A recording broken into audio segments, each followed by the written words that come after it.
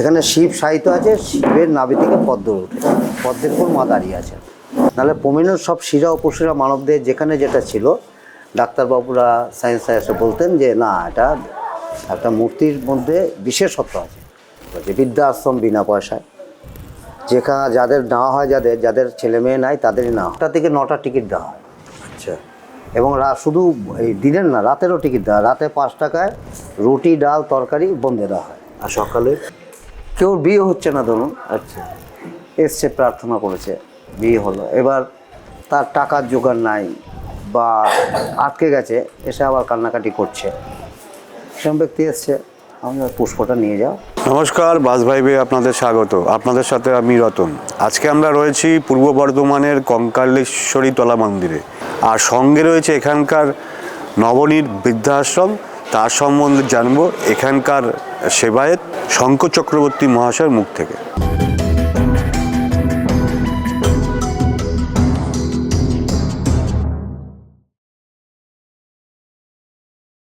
শঙ্করবাবু, আপনাকে আমাদের চ্যানেলে স্বাগত। নমস্কার। নমস্কার। আপনাদের এই কঙ্কালেশ্বরী মাতা মন্দির কত সালে কিভাবে এখানে স্থাপনা হয়? আমরা কঙ্কালেশ্বরী মাতা মন্দির বাংলা 1323 সালে এটা পাওয়া যায় স্বপ্নাদেশে। এর উল্টো দিকে থোপারা কাপড় কাস্ত নদীগর্ভে পাওয়া যায়। এখান দিয়ে কোয়ার্টার মাইল দূরেই আমাদের নদীগর্ভ, দামোদর নদীগর্ভে পাওয়া যায়। তারপরে মন্দিরে কোনো বিগ্রহ ছিল না, তখন মূর্তিটাকে বেলগাছের সঙ্গে রেখে মন্দিরটা একটু সাফ করে এই মন্দিরেই প্রতিষ্ঠা করা হয়। বাংলা 1323, মানে এখন থেকে 108 বছর আগে। মূর্তিটা হচ্ছে বুদ্ধ বা পাল যুগে। আচ্ছা। চামুণ্ডা মূর্তি, চামুণ্ডার ধ্যানে পুজো হয়। অষ্টভুজা, কঙ্কাল আকার, কালীর সঙ্গে সাদৃশ্য আছে, তাই কঙ্কালেশ্বরী নাম হয়েছে। এর বিশেষত্ব হচ্ছে ষটচক্রের মূর্তি, ইরা পিঙ্গলা সুষমার ফাংশনটাও দেখানো হয়েছে মূর্তিটার মধ্যে। এক হাতে তরবারি, ত্রিশূল, মধুপর্ক আর বজ্র। আর এক হাতে রয়েছে আপনার এই বিজয় পতাকা, মুন্ডমালা, এক হাত গালে লাগানো, আর এক হাতে ঘণ্টা আর নরমুণ্ড। অষ্টভুজা, চালচিত্রে রয়েছে হাতি। এখানে শিব সাহিত্য আছে, শিবের নাভি থেকে পদ্ম উঠেছে, পদ্মের উপর মা দাঁড়িয়ে আছেন। যখন এই মূর্তিটা পাওয়া যায় তখন কি এই অবস্থাতেই পাওয়া যায়? একই অবস্থায় পাওয়া যায়, কিছুটা ক্ষয় আসছে এখন, যেমন ধূপের ধোয়া, ধুলো, বালি, এগুলো প্রাকৃতিক দিক দিয়ে ক্ষয় আসছে। নাহলে প্রমিনের সব শিরা উপশিরা মানবদের যেখানে যেটা ছিল, ডাক্তারবাবুরা সায়েন্সে এসে বলতেন যে না, এটা একটা মূর্তির মধ্যে বিশেষত্ব আছে। আপনি শিরা উপশিরাগুলো এখনও দেখা যায়। কঙ্কালেশ্বরীকে দেখতে হলে অন্তত মিনিট 10-20 সময় লাগে পুরো ভালোভাবে দেখতে পেলে। কঙ্কালেশ্বরী আসে, অনেকেই আসে। আমি এখানে 48 বছর আছি, অনেকেই আসে, নমস্কার করে চলে যায়। আর আমিও উপযাচক হয়ে বলি না, যাদের জানবার আগ্রহ থাকে তাদের বলি। এটা চামুণ্ডা দানে, মানে এটা দক্ষযজ্ঞের সঙ্গে মূর্তিটা কিছুটা মিল আছে, দক্ষযজ্ঞের সঙ্গে কিছুটা মিল আছে। আচ্ছা, আরেকটি পাশে মায়ের একই মূর্তি, ওটাও একজনের পৈতৃক পুকুরে পাওয়া যায়। তখন উনি স্বপ্ন দেন আমি দিদির কাছে থাকবো, তখন ওইটাকেও প্রতিষ্ঠা করা হয় একই সাথে। আচ্ছা, পাশে আরো কয়েকটা আমরা মন্দির দেখতে পাচ্ছি। এই মন্দিরগুলো এইগুলো আমাদের বিষ্ণু, ওটা সামনেরটা হচ্ছে বিষ্ণু মন্দির। ওখানে মূর্তি ছিল না, বিগ্রহ ছিল না। আমাদের ওটা বিগ্রহটা তৈরি করা, বিষ্ণু, মানে দলিলে লেখা আছে বিষ্ণু মন্দির এটা। আচ্ছা। আর তারপরটা হচ্ছে মহাকালের মন্দির। আচ্ছা, মহাকালের মন্দির কিন্তু বর্ধমানে কোথাও পাবেন না, এইখানেই আছে মহাকালের মন্দিরটা। আপনি দেখবেন যে শুট করে নেবেন। পাশেই মনসা মন্দির, ওটাও ভগ্ন, কোনো বিগ্রহ পাওয়া যায়নি, সব নতুন করে বিগ্রহ তৈরি করা হয়েছে। এগুলোর তাও আনুমানিক কত বছরের? এটা আনুমানিক মন্দিরগুলো সব 600-700 বছর আগে, 600-700 বছর আগে। আচ্ছা, মাকে আমরা দেখতে পাচ্ছি দক্ষিণামুখী। হ্যাঁ,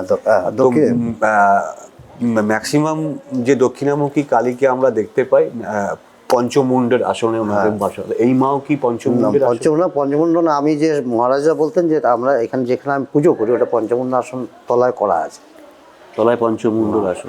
আচ্ছা, পাশে আর এগুলো যেগুলো, এটা শিব মন্দির, শিব ছিল পাশেটা। এটা নতুন গঙ্গা আরতি হয়, গঙ্গা মন্দির করেছেন বিধায়ক সাহেব খোকনবাবু। এবং যা উন্নয়ন দেখছেন আমাদের 12 বছরে খোকনবাবুই করেছে। এটা জঙ্গল ছিল, সাপ কোপ বাঁদর, লোকজন এত আসতো না, একদম জঙ্গল পরিণত ছিল। কিন্তু 12 বছরে আমাদের যে বিধায়ক খোকনদা, উনি সম্পূর্ণ এটার বৃদ্ধা আশ্রম বিনা পয়সায়, যেখানে যাদের নেওয়া হয়, যাদের ছেলে মেয়ে নাই তাদেরই নেওয়া হয়। আচ্ছা, যারা নিঃসন্তান। হ্যাঁ, নিঃসন্তান বা সন্তান ছিল, মারা গেছে, দেখবার কেউ নাই, আত্মীয় স্বজন না, ছেলে মেয়ে থাকলে নেবে না। আচ্ছা, একটা গণবিবাহ হয় প্রায় 125 জোড়া, প্রতি জোড়ায় 5 লাখ টাকা খরচা আছে সব কমিটি থেকে। এটা কি কোনো দিনক্ষণ আছে? না, এটা বিয়ের ডেট থেকে ডিসেম্বর মাসে ধরা হয়। মানে এটা কি সরকারিভাবে হয় না আপনাদের? না, সম্পূর্ণ কমিটি। এবং মানে আমাদের মমতাদের ভাবনা চিন্তা খোকন দাস এটাকে রূপ দিয়েছে এবং প্রচুর পরিশ্রম করে। এখানকার যিনি এমএলএ বিধায়ক এমএলএ, তো উনি প্রচুর এইটার সম্বন্ধে প্রচুর খাটেন এবং প্রচুর বর্ধমানটাকে সাজিয়ে দিয়েছে প্রায়।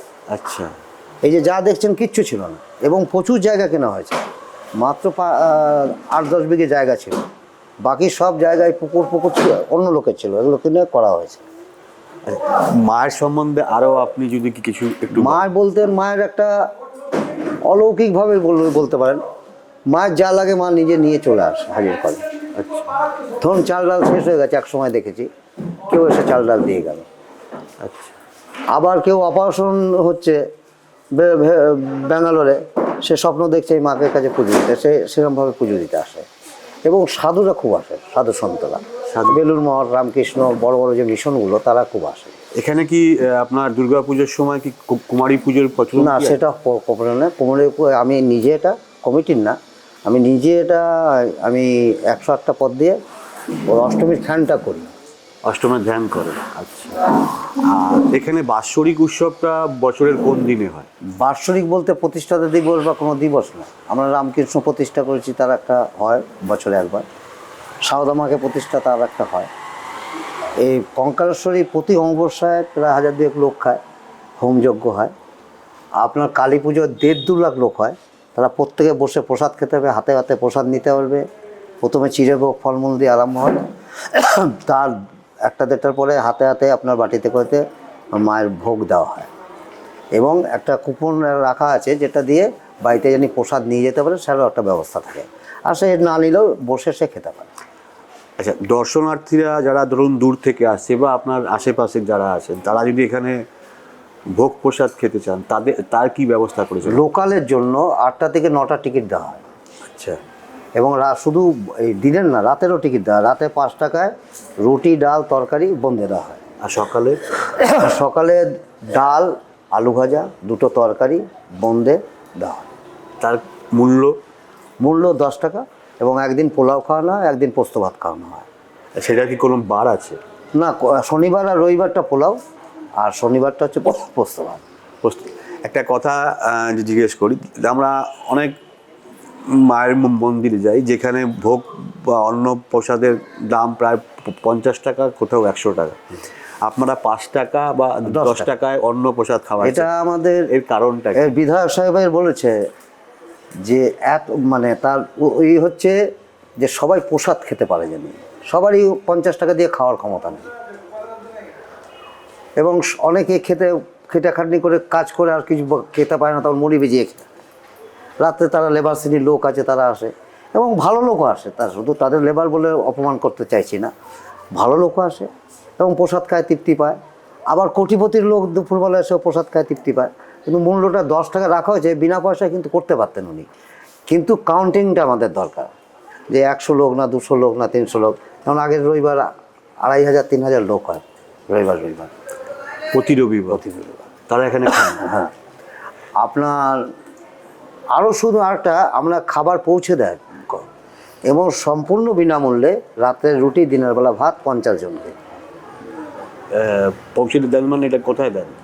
যারা দুস্থ, কিচ্ছু নাই, উঠতে পারে না, বিছনা শয্যাগত, তাদের বাড়িতে 50 জনকে সকালেও দেবে, দুপুরেও দেবে, আবার রাত্রেও দেবে। এবং তার জন্য 2টো গাড়ি করা আছে, গাড়ি করে পৌঁছে দেবে। 35টা ওয়ার্ডে এটা ঘুরবে। হাওড়া থেকে বর্ধমান ট্রেন পথ, শিয়ালদা থেকে বর্ধমান ট্রেন পথ, বাসে আপনাদের বর্ধমান। এইখানে আসতে গেলে কোন কোন রুট দিয়ে কীভাবে? আপনি শিয়ালদা বর্ধমান তো আপনার স্টেশনে আসতে হচ্ছে ট্রেনে, ওখান দিয়ে আপনার বর্ধমান থেকে টোটো ভাড়া করে বা 4 চাকাও ভাড়া পড়েছে, আসেন সবাই। আর যারা বাসে আসবে তারা একটু দূরে নামতে হবে, তাদের ওখান দিয়ে টোটো ভাড়াটা 50-60 টাকা পড়ে যায়। সেই বাস স্টপেজটার নাম আলিশা। আচ্ছা, ওইখান থেকে মানে কঙ্কালেশ্বরী মন্দির বললেই যে কেউ নামিয়ে দেবে। আপনি বহু বছর হলো মায়ের সেবা করে আসছেন, যেমন একটু আগে দুটো ছোট্ট ছোট্ট কথা বললেন, কেউ কারো হসপিটালে কারো অপারেশন হচ্ছে বা একটা কিছু হচ্ছে, সে মাকে দেখছেন। তো মায়ের এরকম কিছু ঘটনা আপনার জানা বা আপনার সাথে ঘটা প্রত্যক্ষ বা পরোক্ষ, এরকম দু তিনটে ঘটনা যদি আমাদেরকে একটুখানি। দেখুন, কঙ্কালেশ্বরী হচ্ছে বালিকা রূপে আছে, একদম বাচ্চা মেয়ের মতন। তার সম্বন্ধে তার অসীম কৃপা, সেগুলো বর্ণনা করা যায় না, বলাও যায় না, সে আধ্যাত্মিক লাইনে আমরা এটা বলবো না। আচ্ছা, তবু এটা যেন কঙ্কালেশ্বরীর সাক্ষাৎ কিন্তু দাঁড়িয়ে থাকে, যদি কেউ বিপদে পথে তার পাশে একদম সে সাক্ষাৎ তার কাছে যায়, তার নেমন্তন্ন করলে সে চলে যায়। যে তার কাজ সুষ্ঠুভাবে হয়েছে, তারা আবার এসে বলে। কেউ বিয়ে হচ্ছে না ধরুন, আচ্ছা, এসছে প্রার্থনা করেছে, বিয়ে হলো, এবার তার টাকার জোগাড় নাই বা আটকে গেছে, এসে আবার কান্নাকাটি করছে, সেরকম ব্যক্তি এসছে, আমি পুষ্পটা নিয়ে যাও, রাখো, সব জোগাড় হয়ে যাবে, আর মা তোমার নেমন্তন্ন গ্রহণ করবে, দাঁড়িয়ে থেকে তোমার বিয়ে সম্পূর্ণ হবে। সে এসে আবার কান্নাকাটি করে বলেছে, হ্যাঁ মা দাঁড়িয়েই ছিল, নাহলে আমি পারতাম না। এরকম বহু ঘটনা আছে, কেউ কারোর বাচ্চা হচ্ছে না, কেউ এরকম ঘটনা আছে। কঙ্কালেশ্বরী দাঁড়িয়ে থেকে তারই করে। এবং আমার জীবনে তার ফলন হচ্ছে, আমি বাস থেকে পড়েছি, এই যে বাস চলে পড়েছি, ট্রেন থেকে পড়েছি, ছাদ থেকে পড়েছি, আর গাছ থেকে তো বহুবার পড়েছি, তবু আমার মৃত্যু নেই। মানে মা আপনাকে বাঁচিয়ে রেখেছে। এখানে ব্যাঙ্গালোর থেকে অপারেশন করে তারা এসছে, আমার একটা শালি পালিয়ে গেছিলো, তাই খুঁজে আমি যখন এসেছি, তাকে মন্দির ধোয়াধুয়ি হয়েছে, তো ঘরটা মোছাবার জন্য ওদের বসতে দেবো, ঘরটা মুছে সুইচ দিয়েছি, তা ফ্যানের এরকম ধরেছি যে ওটা শর্ট হয়ে গেছে, এবং থ্রিপিং পিলার, তাই স্ট্যান্ড ফ্যান বড়, তা এরকম আমার ছেলে হামাগুড়ি দিয়ে ভিতরে ঢুকছে, তা এরকম কাঁপতে কাঁপতে পেনটা খুলে গেল, যেটা খোলার কথা না। আচ্ছা, এটা আশ্চর্য, মানে ও নিজে জন্য প্লাগটা খুলে দিল, দিয়ে আমি দুম করে দিয়ে পড়লাম, ওই লিগামেন্টটা একটু হয়ে গেছিলো, আবার ডাক্তার কাছে ঠিক হয়ে গেছে। যদি কেউ আপনার ভোগের জন্য আপনাকে ফোন করতে চায় বা আপনাদের ভোগের বুকিং করতে চায়, সেই ফোন নাম্বারটা একটু ক্যামেরায় বলে দিন। ফোন নাম্বার আপনি গুগলসে আমার ফোন নাম্বার আছে, দেখেছি আমি সেটা, ওটাই দিয়ে দেবেন আমার, আর এমনিও না, ওটাই ফোন করলে হবে। আমার ওখানে গঙ্গার মায়ের 9টা মূর্তি স্থাপন করা আছে। আচ্ছা, এই 9টা মূর্তি, গঙ্গা মূর্তি, এর স্থাপন করার পেছনে মানে কি বিশেষত্ব বলতে, গঙ্গা আরতি, ধরুন গঙ্গা আরতি তো হয় অনেক জায়গায় হয়। হ্যাঁ, গঙ্গা আরতি।